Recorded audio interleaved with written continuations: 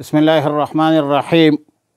ان اللہ عنده علم الساعۃ وینزل الغیث ویعلم ما فی الارحام۔ پارہ 21 سورہ لقمان، رکوع 4، آیت نمبر 34۔ آیت مذکورہ میں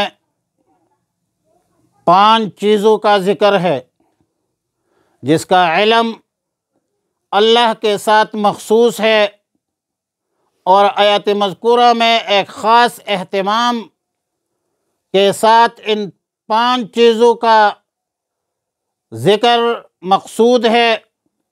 نمبر 1، علم الساعہ، قیامت کا علم کہ کس سال کس تاریخ کو ہوگی۔ نمبر 2، بارش کا نزول۔ نمبر 3، شک میں مادر، ماں کے پیٹ میں لڑکا ہے لڑکی ہے، کس شکل و صورت میں ہوگی۔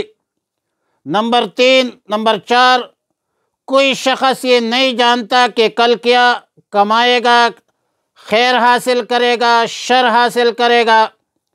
نمبر 5، کوئی شخص یہ نہیں جانتا کہ وہ زمین کے کس ٹکڑے میں مرے گا۔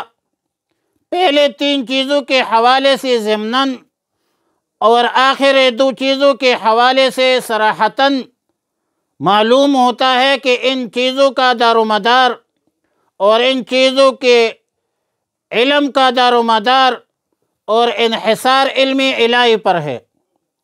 ان چیزوں کا علم اللہ کے بغیر کسی غیر کو حاصل نہیں ہے۔ ان 5 چیزوں کو سورہ انعام میں مفاتیح الغیب سے تعبیر فرمایا ہے، اور فرمایا وَعِندَهُ مَفَاتِيحُ الْغَيْبِ لَا يَعْلَمُهَا إِلَّا هُوَ۔ مفاتیح مفتاح کی جمع ہے، جس کا معنی کنجی یا چابی، جس سے تالا کھولا جاتا ہے۔ سورہ نمل کی آیت ہے قُلْ لَا يَعْلَمُ مَنْ فِي السَّمَاوَاتِ وَالْأَرْضِ الْغَيْبَ إِلَّا اللَّهُ۔ علم غیب اللہ کا خاصہ ہے، خاصہ باری تعالیٰ ہے، اور یہ امت مسلمہ کا اجماع عقیدہ ہے کہ مذکورہ 5 چیزوں کی تخصیص یا اہتمام اسی لیے ذکر کیا کہ عام طور پر نجومی یا وغیرہ دیگر آلات کے ذریعے سے جو لوگ خبریں دیتے ہیں، لوگوں کو بتا کر کہتے ہیں اور اپنے آپ کو عالم الغیب ثابت کرنا چاہتے ہیں، تو اس کی تردید بھی مقصود ہے۔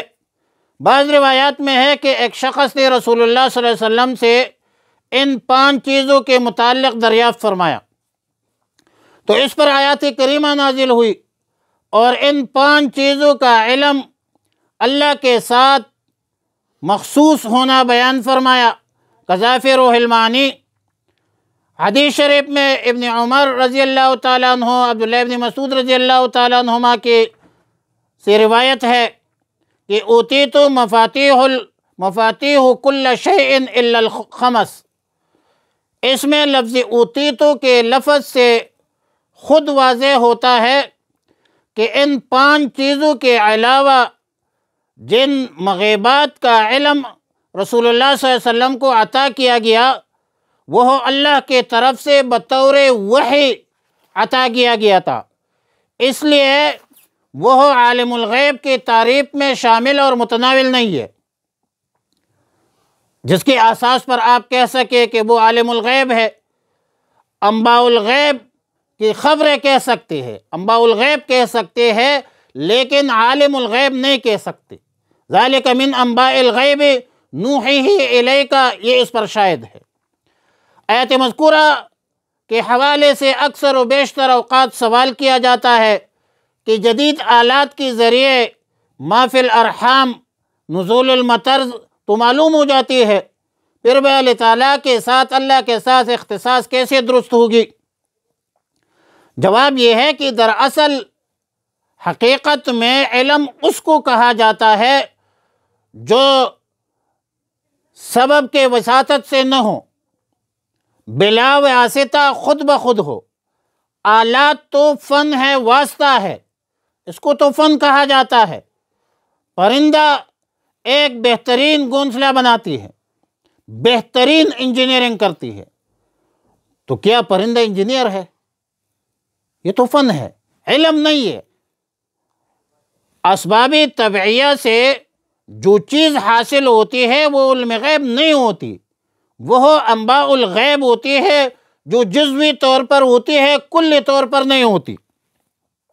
ان 5 چیزوں کا علم، علم کلی، جو تمام مخلوقات پر حاوی ہے، تمام حالات سے باخبر ہوتی ہے، وہ صرف اور صرف اللہ کے ساتھ مخصوص ہے، اور جو انبیاء علیہ السلام کو دی گئی ہے مغیبات، وہ وحی کے ذریعے کی دی گئی۔ علامہ شبیر احمد عثمانی رحمۃ اللہ علیہ فرماتے ہیں کہ غیب کی 2 قسمیں ہیں۔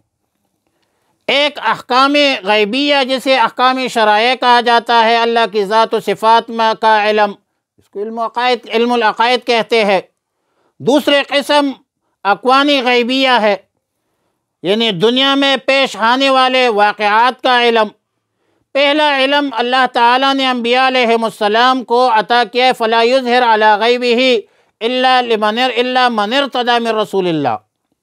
اور دوسرے قسم علم جو ہے اکوانی غیبیہ کا علم، صرف اور صرف اللہ کے ساتھ مخصوص ہے کہ وَمَا تَدْرِي نَفْسٌ مَاذَا تَكْسِبُ غَدًا۔